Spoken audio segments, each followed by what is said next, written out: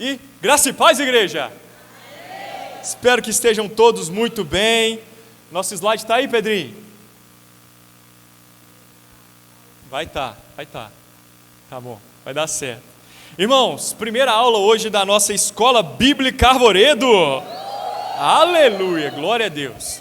Irmãos, e nessa aula, e nesse mês agora que a gente vai ter aqui de julho, as nossas aulas vão ser introdutórias. E talvez você tenha pessoas de diferentes níveis de conhecimento bíblico aqui. Talvez para alguns de vocês você vai falar assim: Rafa, mas tá simples para mim. Glória a Deus. Mas que isso seja segurança para você, que você reforce um pouco essa base, essa estrutura, que você reforce essas verdades na sua mente, para que você possa em breve estar junto no nível, todo mundo nivelado, mesmo que seja por baixo, mas que estejamos todos nivelados para poder dar saltos cada vez maiores na palavra e na profundidade do conhecimento de Deus, que essa é a nossa intenção. Amém? Glória a Deus. Então, só para você que não esteve aqui ou não sabe ainda, nesse mês de julho, a nossa proposta é trabalhar com você sobre o tema de a igreja. Nós vamos falar um pouco sobre a igreja de Cristo. E hoje, nessa primeira aula, é justamente esse o tema. O que é igreja? Repete. Pergunta para o seu irmão que está do seu lado aí. Pergunta para ele: ei, lindo, o que é igreja para você? Aleluia. Vai dar certo aí, no nome de Jesus. E já adiantando os temas desse mês ainda que teremos, nossa proposta é que esse mês ainda tenhamos, na próxima semana, uma aula com o tema de a igreja e a pós-modernidade. Então talvez você fale assim: nossa, Rafa, que coisa chata. Vai parecer aquelas aulas de faculdade. Não vai não, que o professor é bem legal. E não sou eu. Tá bom? Meu ego não é tão alto. É um professor bem legal, uma didática muito boa. Ele vai trazer para você aqui umas verdades bastante profundas. E nós vamos falar de problemas e desafios, perigos, que nós como igreja enfrentamos hoje. Que tipo de perigos, Rafael? Por exemplo, a influência do mundo. O mundanismo, hedonismo, humanismo, feminismo, machismo, aborto, ideologia de gênero. Nós vamos falar sobre essas coisas aqui na próxima aula e pode ser que essa aula se estenda por mais uma semana. Se não se estender, na outra semana vamos falar sobre a igreja local. Como assim, Rafael? Por que da igreja local? Por que congregar? E como que funciona a nossa estrutura de igreja local? Como que funciona a Verbo da Vida Arvoredo? Nós queremos que você saiba e que você esteja confiante e consciente de onde você está se metendo. Amém? Para depois ninguém falar que foi enganado. Mas essa igreja é uma bênção e tenho certeza que esse ministério também é, meus irmãos. Pedrinho, deu ruim? Deixa eu vadir ele. Slide, hoje você não pode dar ruim não, porque hoje eu preciso de você. Hoje eu preciso. Deu certo? Aleluia, olha aí, glória. Salva de palmas para a galera da produção, cara. Ah não, esses meninos merecem. Não é não, Tiagão? Ó, o Aguinaldo quase caiu para trás ali, ó. Ô, gente, esse camarada que quase caiu no poder ali é o Aguinaldo, que está mexendo nessa estrutura de som. Está ficando top, hein? Obrigado, viu, meu irmão? Glória a Deus pela sua vida. E eu sou chato, brother. Ele reparou que eu estava até balançando a cabeça assim, ó. Eu sou chato. Eu pego no pé do Tiago, o Tiago vai em cima dele, eu vou no Ítalo, o Ítalo vai também. Ele deve me odiar, mas eu te amo em Cristo, viu, Aguinaldo? Me odeia, não. Então, pessoal, vamos começar falando aqui hoje sobre o que é igreja. Próximo, por gentileza, meu lindo. O que é igreja para você? Quando você pensa em igreja, qual que é a primeira coisa que vem à sua mente? Vamos lá. Para alguns, ou talvez para você, seja um clube social. Como assim, Rafael? Biscoito? Não. Talvez para você a igreja seja um clube social. Um lugar onde você vai falar da vida dos outros, bater um papo com alguém, depois você volta para sua casa.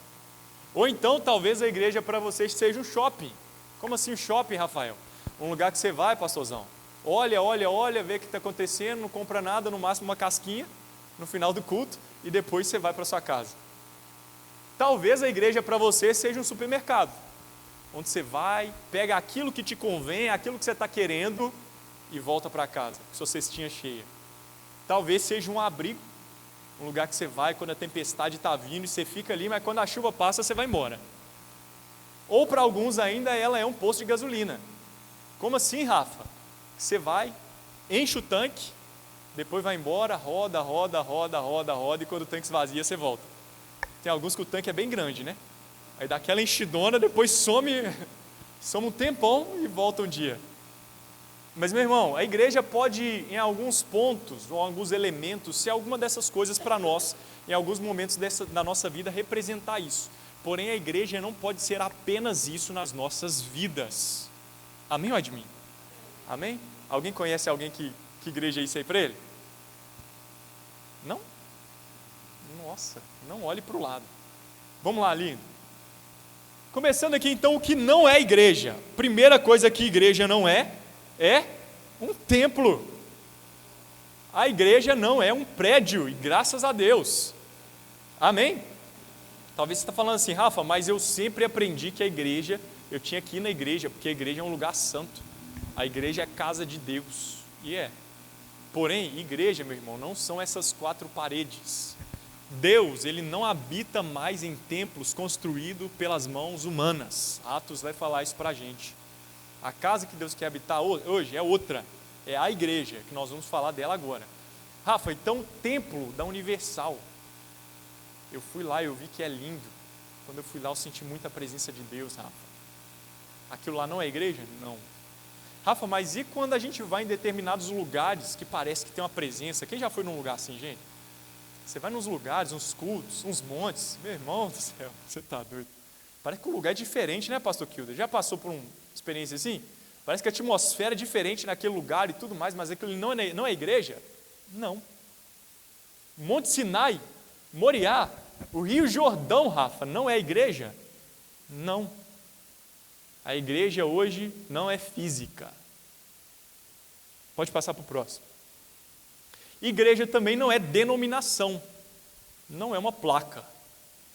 Então quer dizer, Rafa, que os meus amigos, né, lá daquela igreja que fala que eu não vou ser salvo, que só eles vão ser. Eles estão certos ou estão errados? Depende, irmão. Quem vai ser salvo? Quem está em Cristo. Se eles estiverem em Cristo, eles vão ser salvos. Se você, mesmo vindo aqui na Verbo Arvoredo, dando carreira na igreja, indo no Renovação da Mente, fazendo rema, escola de ministros, se você não estiver em Cristo, você acha que você vai para onde? Igreja não é placa. Amém ou ai de mim? Amém. Sei que tem alguns irmãos e algumas pessoas que passaram por experiências, vieram de experiências onde eles diziam que só quem é daqui vai ser salvo. Irmão, isso não é bíblico. O texto mais famoso das Escrituras, talvez depois do Salmo 23, pelo menos do Novo Testamento, o texto mais famoso, já refuta isso. Porque Deus amou o quê? O mundo. Amou o mundo. E o que é o mundo? É todo mundo. De tal maneira que Ele deu o Seu Filho unigênito, para que todo aquele que nele crê, não são brasileiros, não são judeus, não são pessoas específicas, é todo mundo. A salvação saiu de dentro de uma caixa, saiu de dentro de um santo dos santos, e agora ela está disponível através da fé em Cristo Jesus. Amém? Você crê nisso? Já foi salvo? Assim espero, que se não foi, hoje tem chance. E por último, a igreja não é o quê? Você. Espera aí, pastor. Eu ouvi uma pregação do cara falando que eu sou igreja. Irmão, a igreja nunca foi eu. A gente vai ver isso aqui já dando um spoiler. Todos os textos que falam de igreja, que falam de povo santo, é justamente no plural. É mais de um. Onde estiverem quantos reunidos no nome de Jesus? 2 ou 3. Nunca é só eu. Não existe igreja sozinho. Amém ou ai de mim? Amém. Então talvez você fale assim, já caiu nesse conto, né? Não, vou ficar aqui em casa, assistir umas lives. Teve um irmão aí, entendeu? Não vou falar o nome dele não, mas tocava baixo aí. Teve uma época que ele estava assim, não, vou ficar assistindo live. Brincadeira, irmão, te amo, viu? Te amo. Mas tem uns irmãos que falam, não, vou ficar em casa assistindo live, tá tudo certo. Bom que não precisa nem dar dízimo. Nossa, Deus do céu. Irmão, deixa eu te falar, isso não é igreja. Igreja é congregar, é congregação. São santos reunidos, o povo de Deus junto. Você fica feliz ou fica triste? Então os irmãos ficam tristes, está tudo certo, irmão. Daqui a pouco você vai entender que você é bom demais da conta. No comecinho pode ser até ruim, ou né, no meio do caminho, porque começa um dar atrito com o outro. Você vê que o irmão pensa diferente de você, o líder muitas vezes pensa diferente de você, o líder talvez não vai te dar tanta moral das suas experiências de vida, mas irmão, está tudo certo. somos todos parte do mesmo corpo. Nós somos igreja. Repete isso comigo, nós somos igreja. Aleluia, glória a Deus. Vamos lá, meu filho. Próximo. E a igreja, então, meu irmão, é o quê? Vamos lá. Pode ir. Eclesia. Abra sua Bíblia aí comigo, em nome de Jesus. Esse texto que eu gosto muito dele, Mateus capítulo 16.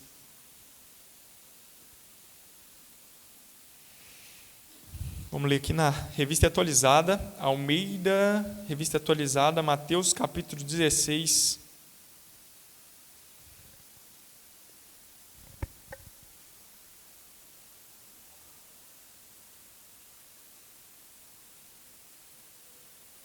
Mateus 16, verso 13.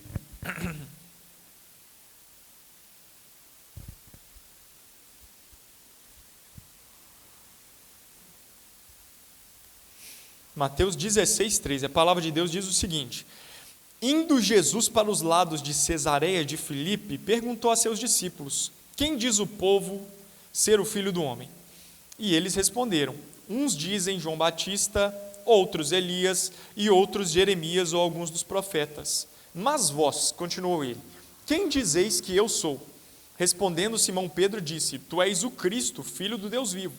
Então Jesus lhe afirmou: bem-aventurado é Simão Bar-Jonas, porque não foi carne e sangue que tu revelaram, mas meu Pai que está no céu. Essa revelação veio de quem, gente? Veio do Pai. Amém? Repete comigo, essa revelação veio do Pai. Glória a Deus. Também eu te digo que tu és Pedro, e sobre esta pedra edificarei a minha igreja. Coloca aí eclesia. Edificarei a minha eclesia, e as portas do inferno não prevalecerão contra ela. Dar-te-ei as chaves do reino dos céus. O que ligardes na terra terá sido ligado nos céus, e o que desligardes na terra terá sido desligado nos céus. Eu já falei algumas vezes sobre esse texto, e não vou entrar em detalhes sobre o contexto dele, mas o que eu acho curioso sobre Jesus é que Jesus, o verbo da vida, o Filho de Deus, ele poderia ter vindo ao mundo, irmão, e se manifestado de uma maneira extraordinária, falando de coisas que ninguém entendia. Jesus podia ter falado da inteligência artificial naquele tempo. Ele poderia ter falado de mistérios, dos seres viventes, né, de querubins, serafins. Ele podia ter falado do Apocalipse naquele tempo, mas ele não fez isso. O que Jesus fez quando ele veio à terra e executou o seu ministério? Ele começou a falar na linguagem do povo, na linguagem popular. E dois elementos muito interessantes e importantes que Jesus fala aqui é essas portas do inferno, que eu já expliquei para vocês em alguns casos. Se você não sabe disso, depois me pergunta que eu te explico. Mas era uma porta, era de fato um lugar que ficava aos pés de uma montanha que tinha nessa Cesareia de Filipe, onde eram sacrificados animais a um deus daquela mitologia greco-romana, o deus Pan. E esse lugar, por ter muito bicho morto e tudo mais, fedia. Era um lugar horrível, era um lugar terrível. Então aquele lugar é chamado de porta do inferno, por causa das moscas, por causa do cheiro e etc. Então Jesus usa esse elemento nesse lugar específico, um lugar pagão, para falar da sua igreja, da sua eclésia ou eclesia. Repete comigo, eclésia ou eclesia. Tem gente que fala de um jeito, tem gente que fala de outro. E esse termo também, eclésia ou eclesia, é um termo daquela época, conhecido daquelas pessoas. Jesus não inventou esse termo para o cristianismo. Jesus se apropriou de um termo daquela época para manifestar uma realidade espiritual que ele queria aplicar na vida das pessoas. E o que era a eclésia ou eclesia? Jesus, eu não sei se você sabe disso, mas essa época Jesus, ou o povo judeu, era governado pelo Império Romano, um dos maiores impérios que já governou a Terra. O Império Romano, meu irmão, ele governou, ou ele imperou em grande parte do mundo por mais de 1 milênio, mais de 1000 anos. Foi um império poderosíssimo, por causa da sua política, foi poderosíssimo por causa do seu poderio militar, foi poderosíssimo por causa da sua infraestrutura. O Império Romano foi fora da curva, foi fora da caixa. E até hoje tem um meme, não sei se você já caiu nesse, que pergunta para os homens assim: Ítalo, quantas vezes você pensa no Império Romano por semana? Eu te digo a verdade, por ser cristão, né, cara, tem que pensar direto, né? Você não, crente? Você não pensa, não? Jesus e tal? Não? Sério, gente? Nossa, vocês têm que vir mais na escola bíblica Arvoredo, que vocês vão estudar muito sobre o Império Romano aqui. Eu penso muito, eu gosto de ver vídeo, gente. Eu gosto de ver esses vídeos históricos, vídeo das armas, das armaduras de Roma. Eu fico assim, cara, se eu tivesse naquela época, pastor Kilder, eu não ia fazer nada, porque eu não ia ter coragem de ir para a guerra, mas eu ia achar bem legal. Mas, irmão, o Império Romano naquela época era um império muito estratégico, muito inteligente. E eles se apropriaram de um império anterior, da cultura de um império anterior, que era o Império Grego. Quando tinha ouvido falar do Império Grego? Um camarada chamado de Alexandre o Grande. Esse cara foi um baita conquistador na história. Isso aqui é aula de história também. Alexandre o Grande foi um baita conquistador na história, porque diferente de outros imperadores da época, por exemplo, Nabucodonosor, que fez com o povo de Israel, ele não ia, conquistava um território e destruía o povo, ele não fazia isso. Igual Nabucodonosor, para você que já leu no Antigo Testamento, fez com o povo de Israel. Destruiu tudo, destruiu o templo, ele não fazia isso. O que ele fazia? Alexandre o Grande criou para o Império Grego uma estratégia. Ele ia, se apropriava de um território, vencia aquele povo militarmente, com o seu exército, que era forte e poderoso. Depois de vencer aquele povo, vou te vencer, tá, Dani? A Dani aqui é a cidade de Contagem. Não, Contagem não. Belo Horizonte. Belo Horizonte. Napoleão, misericórdia, gente, olha a idade chegando. Alexandre o Grande ia lá e vencia um território. Quando ele vencia o território, o que ele fazia? Ao invés de escravizar aquele povo, de derrotar aquele povo, subjugar, ele fazia diferente.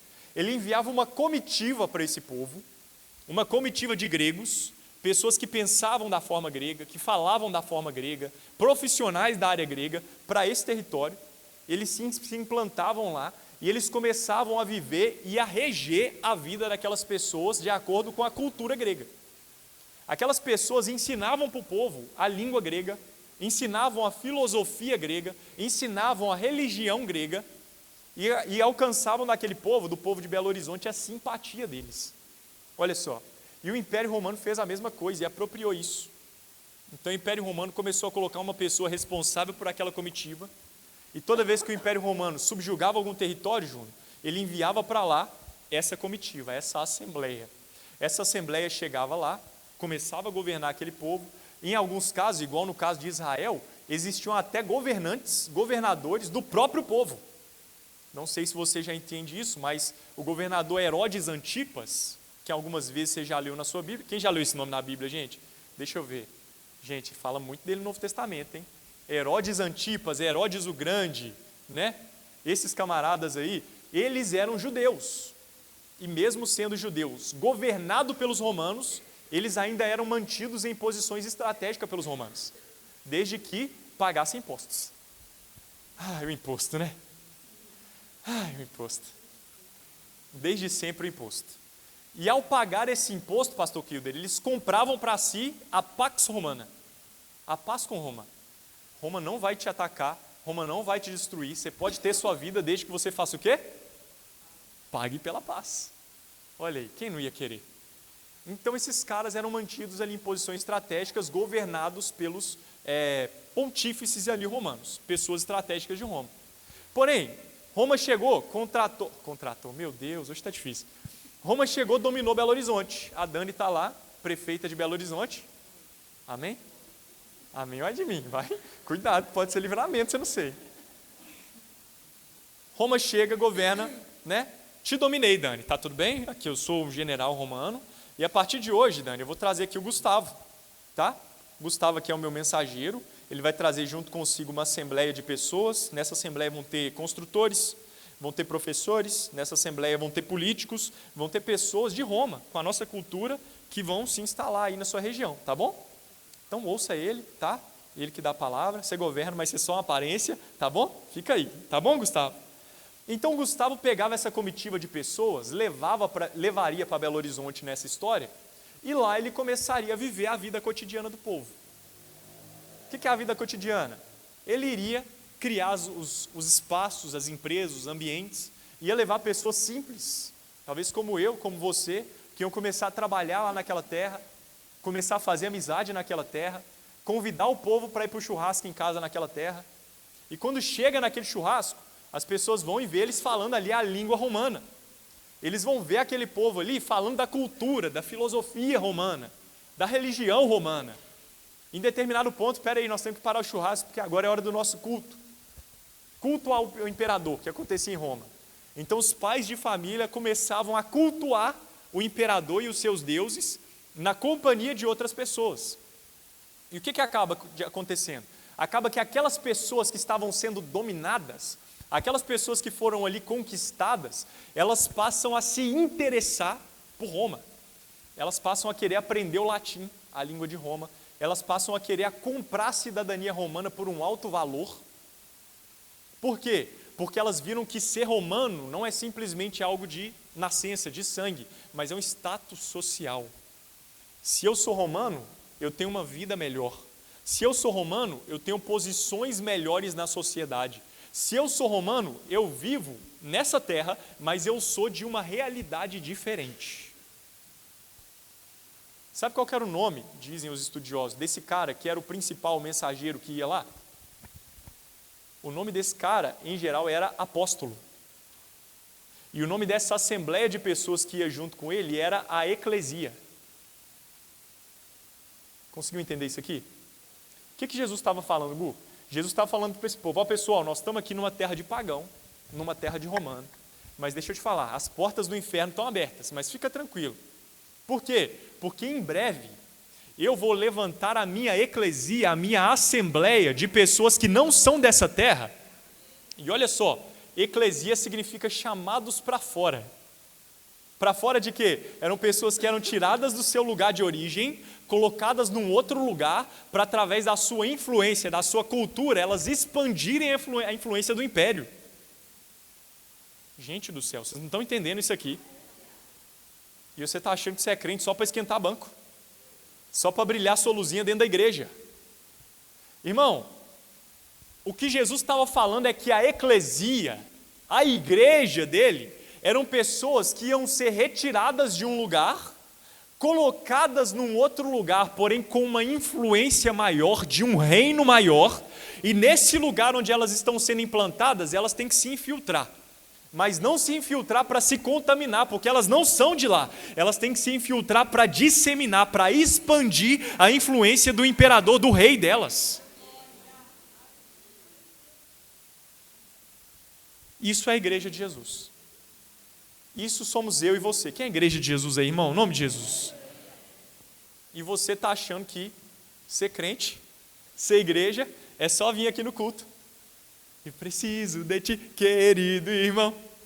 Eu te amo. Aí você dá um abraço no irmão assim, aí quando sai lá fora, fica fofocando, falando mal dele. Né? Acho que eu não sei não, né? Irmão, deixa eu te falar. Ser igreja é muito mais do que estar num culto. Ser igreja é muito mais do que ser membro da Verbo Arvoredo. Meu irmão, ser igreja é uma comissão espiritual. Ser igreja é entender que nós estamos numa missão apostólica nessa terra. E o que é essa missão, Rafael? É uma missão que eu não posso ficar acomodado nas quatro paredes do meu comodismo, mas eu preciso pegar, me levantar e ir aí mundo afora, influenciar esse mundo e não ser influenciado por ele. Amém ou é de mim, gente? Amém? Olha só, curioso isso aqui, eu tomei nota disso. Abre sua Bíblia comigo, em João. Nosso tempo passa rápido quando a gente se diverte. Pelo menos eu estou me divertindo. João capítulo 17. João, Evangelho segundo escreveu João, capítulo 17.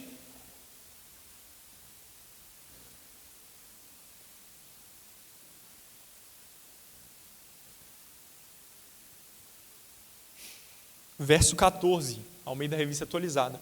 João 17, 14.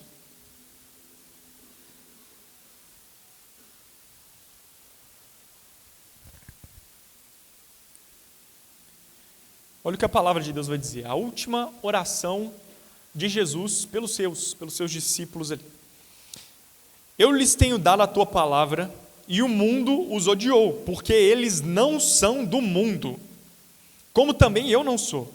Não peço que os tire do mundo, e sim que os guarde do mal. Eles não são do mundo, como também eu não sou. Santifica-os na verdade.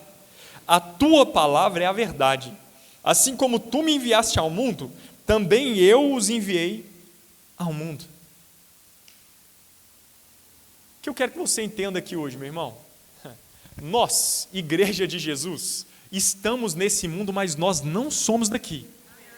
O nosso Senhor nos tirou desse mundo.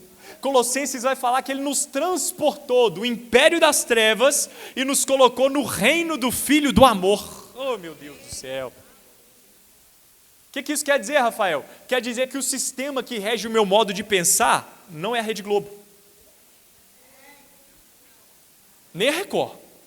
Você que está aí. O sistema que rege o meu modo de pensar não é aquilo que os políticos falam, que os professores falam para a gente na escola. Não, o que rege o meu modo de pensar é a palavra de Deus, porque é ela que me santifica. E o que é santificar? É fazer separado. Essa palavra me mostra que eu sou diferente desse mundo. Você entende, crente, que conhecer a palavra de Deus não é simplesmente uma questão de, é porque a minha religião, não. É entender a sua realidade. Por que muitas vezes a gente está caindo, pecando e cada vez mais parecido com o mundo? Por que as igrejas estão se enchendo do mundo? Porque estão se esvaziando da palavra. A palavra nos santifica, irmão. A palavra de Deus é a verdade. Meu Deus! E ela nos mostra quem nós somos de fato. E quem nós somos? Igreja de Jesus, irmão. E deixa eu te falar uma coisa. Jesus, o próprio Cristo, nessa primeira menção que ele fala da igreja dele na Bíblia, primeira, ele já libera promessas. Ele falou: as portas do inferno não vão prevalecer contra a minha igreja. Tá com medo de quê, irmão? Qual que é o problema que está te assolando aí? Qual que é o demônio? Qual que é o pesadelo? Qual que é o principado? Qual que é a potestade? As portas do inferno não vão prevalecer contra a igreja de Jesus. Então, se você é a igreja de Jesus, meu irmão, levanta a sua cabeça, dá um sorrisão aí e dá um glória também, pelo amor de Deus. Porque é isso aí. Pelo amor de Deus, não é, pastor Kilder? Vou ficar triste nada, rapaz. O diabo que tem que ficar triste. Já perdeu. Amém. As portas do inferno não prevalecerão contra a igreja. Então a igreja carrega consigo autoridade. Ela carrega consigo poder. E Jesus libera uma outra palavra aqui que eu acho fantástico. Eu estou te dando as chaves do reino. Eita glória! Meu Deus, eu estou dando para vocês, minha igreja, as chaves do reino. Eu já contei essa história, mas eu vou contar de novo para aqueles que não sabem. Mas eu lembro que essa história é verídica, tá, meu irmão? Quando eu tinha uns 11 anos de idade, mais ou menos, 11 para 12 anos, ou antes, não lembro, agora me fugiu. Eu sei que meu pai me chamou assim um dia, e me sentou lá no sofá da sala e falou: meu filho, estou vendo que você já é um cara maduro, né? Diferente dos meninos da sua idade, você é diferente e tal, tá aqui, vou te dar aqui a chave de casa. Irmão do céu! Eu fiquei todo empoderado, Júnior. Eu lembro até hoje, a chave, tinha 2 chaves só. Ele só não deu todas não, só deu 2. A chave do portão e a da porta principal. A das outras, nada. O cadeado do portão, não sei porque a chave do carro, ele não me dava essas coisas. Ele me entregou e falou assim: tá aqui a chave. Você é um homem agora, parabéns. Aí eu lembro que todo dia eu jogava bola na rua, só não parece, mas eu jogava, irmão. E eu lembro que cheguei nesse dia lá, Tarcisão, na rua, era 9 horas nosso horário de jogar bola. Bons tempos, né? Cheguei lá, já girando minha chave assim, Ô galera, que é isso aí, Rafael? Eu tenho a chave de casa. Os caras, nossa, que é isso, hein, velho? Minha avó não me dá não, tem que abrir o portão. O outro, eu tenho que bater para minha avó abrir. Eu não, meu pai me deu a chave. Aí, irmão, na primeira semana, cuidando da chave ali com todo o coração, com meu zelo.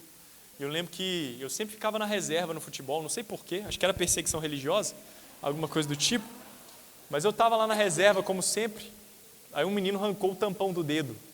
Vocês que são novos, vocês não vão saber o que é isso, infelizmente, mas era muito gostoso. Mais ainda quando a mãe passava mertiolate, que ardia na época. Que hoje em dia nem isso mais, né, esse menino. Ou quando não tinha dinheiro para mertiolate, pastor Kilder, era água com sal. Ô, provação. Aí, Tarcisão, eu lembro que o menino arrancou o tampão, vou sair. Aí olhou para um lado, não tinha ninguém, olhou para o outro, não tinha ninguém, aí só tinha eu. Os caras, Rafael, vem, entra aí. Aí eu vou, bora. Aí eu fui, irmão, joguei aquele negócio todo. Aí 11 horas da noite era o nosso horário de voltar, né? Não podia passar de meia-noite. 11 horas, 11h30, estou indo para casa. Aí eu chego no portão de casa, despeço de todo mundo. Quando eu boto a mão no bolso, cadê minha chave?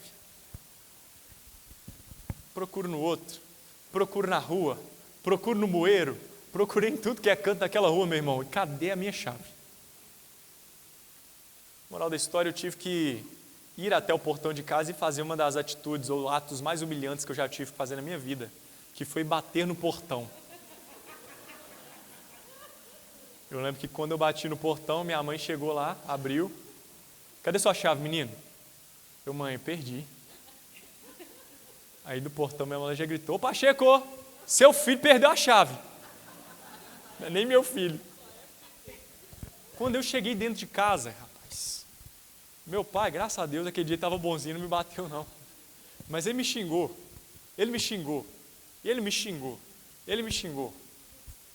Oh, rapaz, você é um irresponsável. Eu acreditei que você era um homem, mas você agiu igual um menino. Porque você perdeu a chave de casa e pior ainda, você perdeu na rua de casa. Como é que eu vou sair para trabalhar amanhã? Agora eu vou ter que trocar todas as fechaduras, porque senão alguém pode entrar e roubar a nossa casa. Eita. E tudo isso por quê?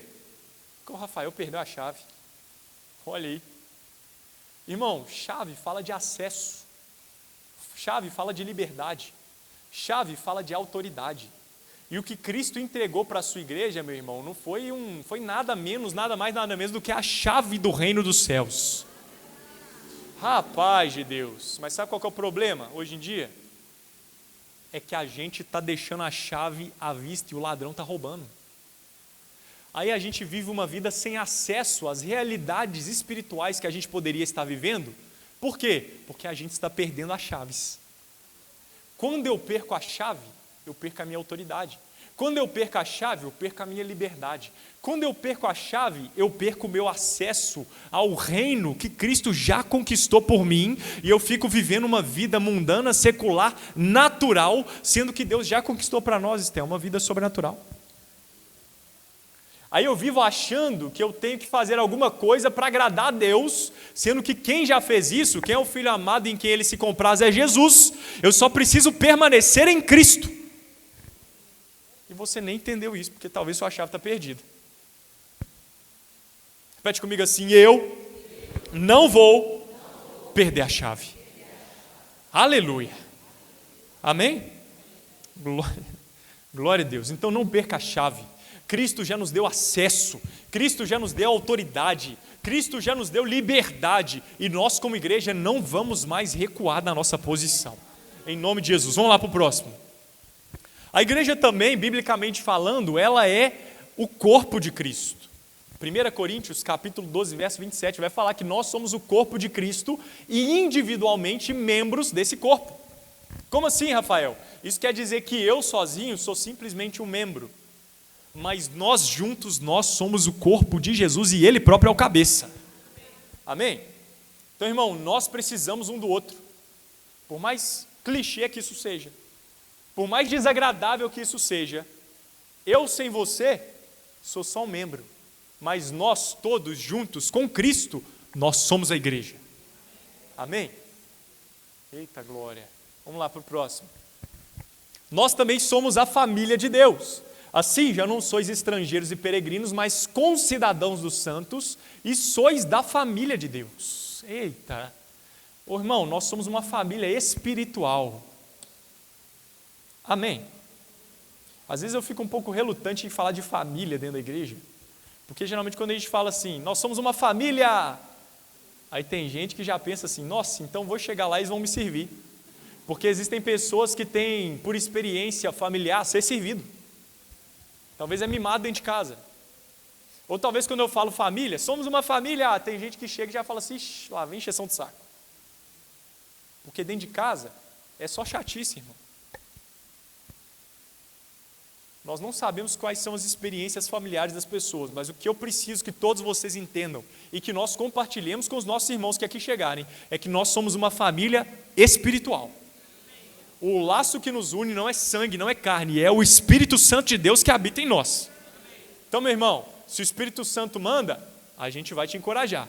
Se o Espírito Santo manda, a gente vai se honrar. Se o Espírito Santo manda, a gente vai se admoestar. Se o Espírito Santo manda, a gente vai chorar junto, a gente vai rir junto, mas a gente também vai te colocar para trabalhar no nome de Jesus. Deus não tem filho playboy não, irmão. Amém? Glórias a Deus. Glória a Deus. Deus não tem filho playboy, Deus não tem filho mimado, Deus tem filhos e filhas que Ele espera que alcancem a maturidade, porque quando nós atingimos a maturidade, nós atingimos também a plenitude das bênçãos dEle na nossa vida. É isso que Ele quer. Então, somos uma família espiritual, e isso foi Cristo que fez, não fomos nós. E, pode ir, somos também o quê? O templo do Espírito Santo. Fica no dever de casa, lê 1 Coríntios capítulo 3, verso 16, e meditar nesse texto. E olha que curioso, no qual também juntamente estáis sendo edificados para a habitação de Deus no Espírito. Repete comigo, Espírito. Nós somos a habitação de Deus onde? No Espírito. Repete comigo, no Espírito. No Espírito. O que isso quer dizer, Rafael? Quer dizer que o Espírito Santo habita onde? No Espírito. Quer dizer que o Espírito Santo se comunica com qual parte da minha tridimensionalidade? No Espírito. Quer dizer que, para eu ter mais clareza ao ouvir a voz do Senhor, eu tenho que fortalecer qual parte do meu ser? O Espírito. Irmão, se você não investe no seu fortalecimento espiritual, não espere que você vai viver as realidades espirituais que a palavra garante para a sua vida. Fortaleça-se no Espírito. Amém? Eita glória, vamos lá, próximo. E olha só, uma definição então da igreja. Ela é o corpo de Cristo, habitada pelo Espírito, revestida de autoridade, triunfante sobre Satanás e chamada a operar sobrenaturalmente na terra. E nós, como igreja, temos o dever de sustentar a verdade do Evangelho nesse mundo. Então, nossa missão é sustentar a verdade do Evangelho nesse mundo. Ide para todo mundo, pregue a palavra, seja uma testemunha de Cristo, isso tudo mantenha os seus valores, mantenha a sua posição de testemunha do Senhor, de cristão, em nome de Jesus. Amém? Vamos lá, entrando no segundo momento aqui, pode ir. Pedrinho? Então, igreja não é templo cheio de gente, por mais que isso seja bem legal. Igreja deve ser gente cheia de Deus. Amém? Glória a Deus, hein? Forte, hein? Pode passar, negão. A igreja e o mundo espiritual. Eita glória! Vamos lá, próximo. A igreja, irmão, ela deve andar com foco na eternidade. Vou sair da frente. A palavra diz lá em 2 Coríntios capítulo 4, verso 18, que o apóstolo Paulo, declarando uma convicção dele, assim nós fixamos os olhos não naquilo que se vê, porque aquilo que se vê é passageiro, é transitório, mas nós fixamos os olhos naquilo que não se vê, ou seja, no reino espiritual, na eternidade. Por quê? Porque aquilo que não se vê é eterno. Onde estão os seus olhos hoje, irmão? Por que você segue Jesus? Por que você quer ser igreja? Por que você é cristão hoje em dia? É porque é legal? É porque o seu parente preferido é? É porque seus pais eram? Ou é porque você tem convicção de que existe uma eternidade toda à frente? E essa eternidade está sendo semeada na sua vida terrena. Se prepare para isso. Nós devemos pensar nas coisas do alto, nas coisas do mundo espiritual, nas coisas que vêm de Deus. Paulo fala isso lá em Colossenses capítulo 3, verso 1, confere depois, seja bereano, confira na sua casa. Nós devemos pensar nas coisas que são do alto. E o que isso quer dizer, Rafa? Quer dizer que nós não vamos mais pensar no trabalho? Não vou mais pensar na minha faculdade? Não vou mais pensar no meu namoro, no meu mozão? Não. Você vai pensar nisso tudo. Porém, a sua ótica, a forma de ver, não é mais natural, agora é sobrenatural, é espiritual, baseada na palavra. Quer um exemplo? Talvez você olhe para o nosso governo e fala assim, misericórdia, meu Deus do céu, por que eu fui fazer esse L? Meu irmão, deixa eu te falar, em vez de fazer isso, olha para isso através das Escrituras e começa a declarar a palavra. Há poder na sua palavra. A oração do justo pode muito em seu efeito.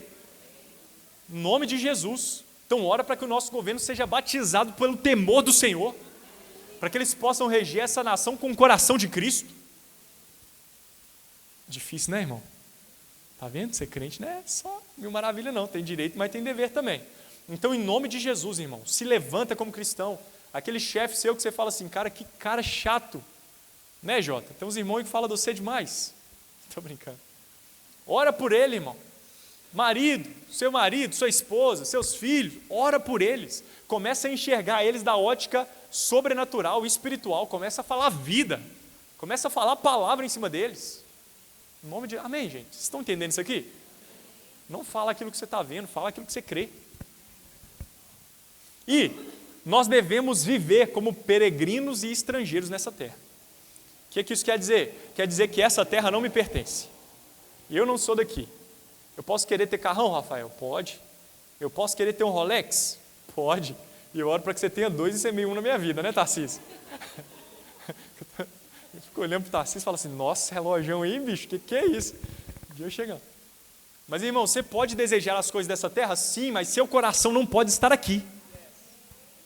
Você tem que entender que você está aqui, mas não é daqui. A gente está aqui é só de passagem. Entendeu? Então o Rolex vai chegar, Tarcísio? Vai em nome de Jesus. Mas se Deus mandar semear, o que a gente faz? A gente obedece. Amém, Tarcísio? Então se Deus mandar semear aí, estou aqui, olha aqui. Amém, irmão? Estamos aqui, mas, meu irmão, não se apega às coisas dessa terra, não. Isso aqui tudo vai passar. Amém mesmo, gente? Vocês ficam meio tristes quando falam assim. Mas quando eu falo assim, você vai conquistar! Aí todo mundo, não se apega não, irmão. É bom, você pode querer, você pode correr atrás. Mas, meu irmão, o fim não é esse. Isso aqui tudo é meio para a gente chegar lá. Para a gente levar mais vidas junto com a gente. Essa é a nossa missão. Amém, Júnior? Glória a Deus. Próximo. E aí, irmão, essa pergunta aqui eu queria muito fazer para você. Você tem medo do diabo? Nós como igreja, nós estamos inseridos, nós somos uma família espiritual, nós estamos numa realidade espiritual, nós fomos despertados para essa realidade espiritual, chamados para fora das trevas e colocados na luz, irmão. Mas o que acontece é que muita gente está com medo do diabo. Outro dia eu estava aqui com a Bianca na igreja, vim fazer um negócio aqui e tal, aí veio ela, aí ela ficou escondendo de mim dentro da igreja. Deus me perdoe, eu menti. Confesso. Eu cheguei para ela, estava cansado, falei assim, nossa, ela vai querer ficar correndo atrás dela. Eu falei, Bianca, cuidado, hein? Tem uns demônios que ficam na igreja aí para derrubar os crentes. Cuidado, hein? Tem demônio que fica colocando armadilha aí para os crentes cair. Mentindo eu não estou, irmão. Mentindo eu não estou. Pastor, aqui dessa menina veio correndo para perto de mim na hora. Como assim, pai? Me fala mais. Eu apliquei a realidade não. Eu falei, não, mas fica tranquilo, não precisa ter medo não. Ele que tem medo de você. Você é cheio do Espírito Santo. E ela, amém, pai. Ela foi e agarrou minha mão. Vamos embora, pai. Quis nem vir na igreja hoje. Irmão, muitas vezes a gente está com medo do diabo. Nossa, cara, meu Deus do céu. Aconteceu isso na minha vida, é o diabo. Ai, o diabo quer me parar, o diabo quer. Ele quer, irmão. Ele está doido para te parar. Porém, tem 2 conceitos muito fortes no mundo espiritual, que é o conceito de poder e autoridade. Poder e autoridade. O diabo tem poder, sim ou não? Ó, manifestando aí, está repreendido, hein? Vigia, crente, você que não está vigiando. O diabo tem poder, sim ou não? Sim. O que é poder? É força. É a capacidade de executar algo. Poder é igual uma arma na mão. Pensei o Magrelinho contra o Tarcísio. Se ele me chamar para o fight, quem perde? Eu. Mas se eu tiver uma arma na mão, quem perde? Por quê? Porque isso é sinônimo de poder. Então o diabo tem poder, sim ou não? Tem, irmão. Se não tivesse, eu não estava fazendo o e aqui ele está fazendo no mundo. Mas existe um outro conceito que é o conceito de autoridade. O que é autoridade? Pensa só. O Tarcísio está desarmado, né? Ele é forte. Eu pego uma arma então e falo, vem rapaz, para você ver. Ele fala, beleza, vou sim. Ele tira o distintivo dele da Polícia Federal. Você acha que eu vou brincar com esse homem? Eu tenho mais poder que ele, mas eu vou ser bobo, né? Tem nem o que é, né? Mas eu vou ser bobo de mexer com ele? Não, por quê? Porque ele tem mais o quê? Autoridade. O que você está querendo falar, Rafa? Eu quero te dizer que o diabo tem poder, irmão. Vigia. Mas deixa eu te falar, a autoridade suprema nesse universo é do nosso Senhor e Salvador, Jesus Cristo. Então, meu irmão, para o diabo tocar em você, só se Jesus deixar. Nossa, pastor, mas e se ele fizer comigo igual ele fez com o Jó? Calma aí que você vai ver daqui a pouquinho.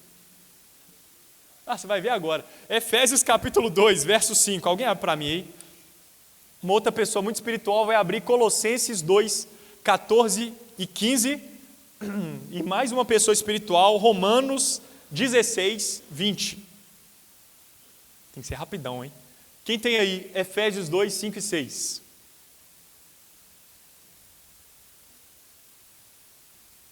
Quem tiver pode se levantar e ler com uma voz de trovão. Estou pentecostal.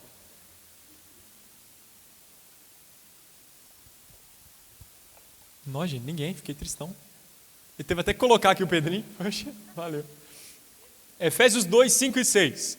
Ninguém vos engane com palavras vãs. Não, é 5, Efésios 2. Efésios 2, 5 e 6. Boa, relaxa que acontece. Boa, garoto. E estando nós mortos em nossos delitos, Deus nos deu vida juntamente com Cristo. Pela graça sois salvos. Pode ir para o próximo.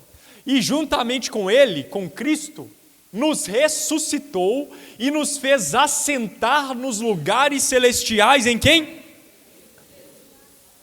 Quem está sentado no trono acima de tudo e de todos? Deus. À destra dele, quem que está? Cristo Jesus. E quem foi feito? Olha só, você não foi lá por conta própria, mas o próprio Deus te pegou e colocou a sua posição essa, ó. Deus pegou o Marcão e falou assim, Marcão, vem cá, meu lindo. Está no dress code aqui, todo lindão. Guto de Contagem. Deus pegou o Marcão e fez assim, Marcão, vem cá. Você entregou sua vida para Jesus? Amém. Você está com medo do diabo? Não. Vem cá então, já que você entendeu a mensagem, vamos subir aqui, sobe aqui. Cuidado aí para você não cair, que nosso patrimônio ainda não providenciou o corrimão. Está chegando. Está chegando. Marcão, é o seguinte, então a partir de hoje, meu trono, dá licença, viu, tecladista? Meu trono está aqui, né, à direita, e eu queria que você se assentasse aqui. Mas essa posição não é de Jesus? Pergunta. Sim. Essa posição não é de Jesus? É sim, mas a partir de hoje, já que ele é o cabeça e você é o corpo, eu vou te assentar juntamente com ele. Pode vir aqui? Pode vir aqui? Pergunta assim, meu tranca-rua. O quê? E o tranca-rua? Ele está aqui muito abaixo dos seus pés. E o Zé Pilintra? E o Zé Pilintra? O Zé Pilintra está mais abaixo ainda. Vamos pisar. E a Pomba Gira? E a Pomba Gira? Ixi, Pomba Gira está lá embaixo. Fala mais um aí. Eu nem lembro o nome desses bichos. Nem conhece mais. Meu irmão, Cristo está bem acima de todo principado, potestade e autoridade. E nós, a igreja, estamos assentados juntamente com Ele. Glória a Deus, Marcão, obrigado, viu, meu lindo? Dá salva de palmas para o Guto de Contagem. Grande homem de Deus. Meu irmão, a posição da igreja é essa. É a posição mais elevada no universo, irmão.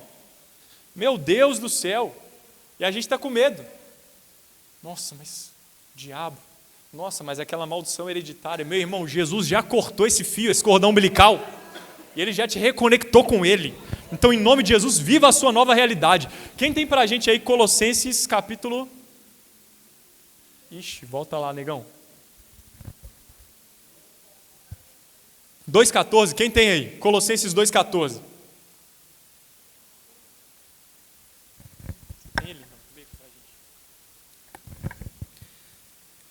Havendo riscado a cédula que era contra nós nas ordenanças, que nos era contrária, e a removeu do meio e a cravou na cruz. E despojando os principados e as potestades, os expôs em público, e triunfou deles em si mesmo. O que esse texto está dizendo para a gente? Está dizendo a posição do diabo hoje. Como assim, Rafa? A Bíblia está falando, irmão, que Deus, Cristo Jesus naquela cruz, Ele pegou todo o escrito de dívida que havia no meu nome, no seu nome, Ele cravou aquilo na cruz, e naquela cruz, onde o diabo achava que ia rir dele, na verdade era ele que estava rindo do diabo. Os principados, que são os maiores, os mais altos cargos de governança do reino das trevas, as potestades, que são os outros cargos que ocupam esse poder, esse cargo, esse nível de autoridade espiritual no reino das trevas, eles foram expostos, ridicularizados naquela cruz. Meu irmão, o diabo hoje é uma serpente sem cabeça contra a vida do crente, porque a cabeça dele foi esmagada debaixo dos pés de Jesus. Serpente sem cabeça faz, sabe o quê? Faz graça para te assustar. E sabe o que vai acontecer com o diabo em breve? Romanos capítulo 16, verso 20.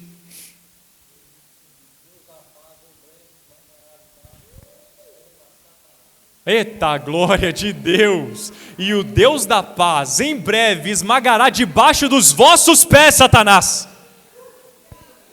Poxa, Rafa, mas ele está aí, tem poder ainda, mas não tem autoridade. Se eu sair da minha posição, ele me pega. Beleza, mas fica firme para você ver. Que daqui a pouquinho, meu irmão, já está chegando.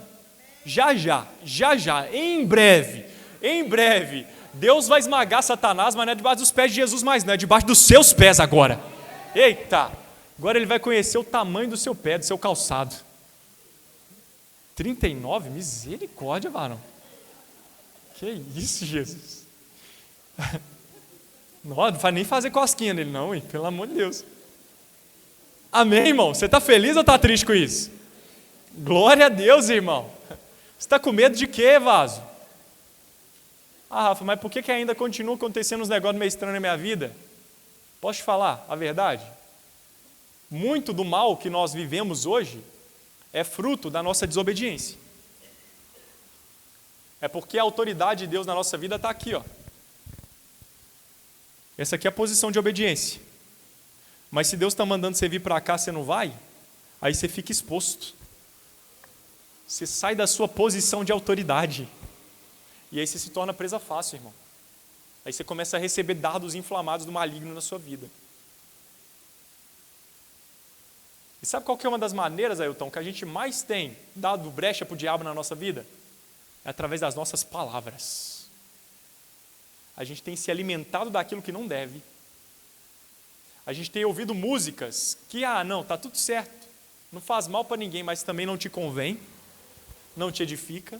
A gente tem escutado, a gente tem andado, conversado, falado coisas que não devem, e acaba que a gente começa a liberar palavras das nossas bocas, que o diabo, para você não é nada, mas no mundo espiritual suas palavras têm muito poder. E a gente vive consequência disso todos os dias. Então, em nome de Jesus, vigia, irmão. Vigiai e orai. Vigiai e orai. O que isso quer dizer? Quer dizer que você não é menino mais. Você é uma autoridade espiritual nesse mundo. Se comporte como tal. Assuma a sua responsabilidade. Assuma os seus deveres como igreja de Jesus, mas também desfrute dos seus privilégios em nome de Jesus. E acabou meu tempo, né, Guga? Amém, vou deixar então, vamos parar por aí. E a batalha espiritual da igreja, que eu quero falar para vocês, eu vou deixar um texto só, um versículo. Está no próximo slide, pode ir para o próximo slide. Efésios capítulo 6 vai falar da batalha espiritual, né, da armadura de Deus. E eu te convido a ler isso lá na sua casa, fazer suas anotações e se tiver pergunta, me mandar. Mas antes de iniciar esse tema, esse texto, que dá ênfase para a batalha espiritual, e tem muita gente que veste essa armadura, né? Talvez você já fez isso, eu sei que tem gente aqui que já fez. Acorda de manhã, vou colocar o capacete da salvação, a couraça da justiça, o cinturão da verdade, tal, né? Se fizer errado já era, aí você vira presa fácil. Tem um pregador que eu gosto que fala assim, mas o primo dele faz isso, né? Aí o primo dele chega e fala assim, mas e na hora de dormir? Você tira e depois você põe de novo. Meu Deus, sei que tem gente que já. Mas, irmão, essa armadura espiritual nada mais é do que posicionamento que nós devemos assumir. O que é o capacete da salvação? É que a salvação deve estar na nossa mente em todo o tempo. A palavra da salvação não é as coisas do mundo, não. Não são as mentiras do mundo. Couraça da justiça, justiça de Deus, irmão. É a verdade do Evangelho, é a nossa salvação que deve proteger o nosso coração. Sobre tudo que deve guardar, guarda o quê? O coração. Então guarda ele com a justiça de Deus na sua vida. Meu Deus, as sandálias, que são a preparação do Evangelho, da pregação do Evangelho, caminhe na verdade, caminhe na palavra, caminhe na pregação, por onde você for, seja testemunha viva de Cristo Jesus. Rafa, mas eu não fiz rema, não fiz teologia. Fala do que Jesus fez na sua vida, isso basta, isso é testemunhar. O escudo da fé, fé não é para conquistar, fé é para defender, para proteger. Eita, espada do Espírito, que é a palavra de Deus. Use a palavra de Deus como arma no mundo espiritual. Use a palavra de Deus para criar a realidade do seu amanhã, no nome de Jesus. E por último, e mais importante, o cinturão da verdade. Como assim mais importante, Rafa?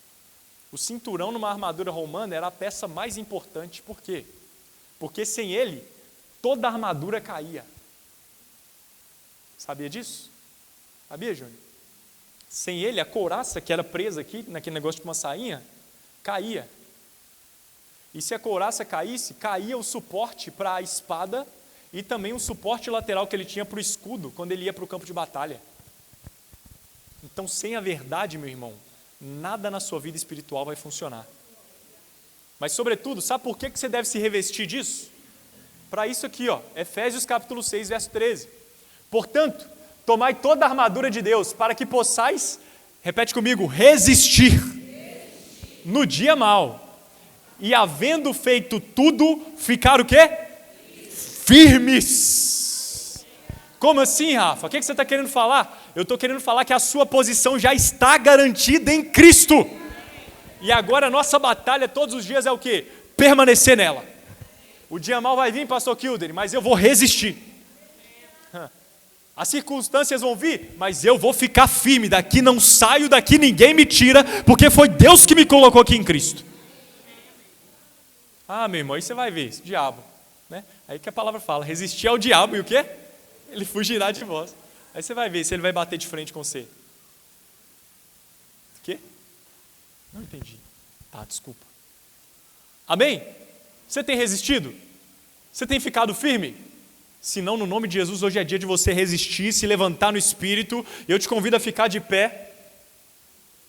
Na próxima aula, meu irmão, nós vamos aprender na prática como resistir a desafios e a perigos que a gente vive hoje em dia na pós-modernidade.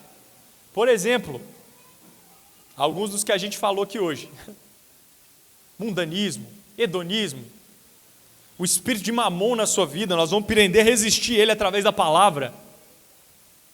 E no nome de Jesus eu creio, meu irmão, que na próxima aula você vai sair daqui mais radiante do que você já está. Mas por hoje eu quero te convidar a fechar seus olhos, a orar em outras línguas, nesses minutos que ainda temos. Feche seus olhos, sério, crente, feche seus olhos, ore em outras línguas. A palavra de Deus fala para nós nos edificarmos com salmos, hinos, cânticos espirituais. Então começa a liberar a vida da sua boca. Começa a declarar palavras de vida, começa a declarar o favor do Senhor na sua vida, na sua casa, começa a repreender e a desfazer todo e qualquer espírito de enfermidade, todo e qualquer espírito das trevas que tem tentado imperar na sua casa, na sua vida, na sua família, nos seus negócios, na sua profissão, na sua carreira com Deus, no seu ministério. Manda bater em retirada, irmão. A autoridade está na palavra de Deus que está na sua boca e no seu coração. Então, em nome de Jesus, se levanta agora. Se não tiver o que orar, ore em línguas, clama, adora. Levanta a sua voz agora como igreja triunfante de Cristo que você é, no nome de Jesus.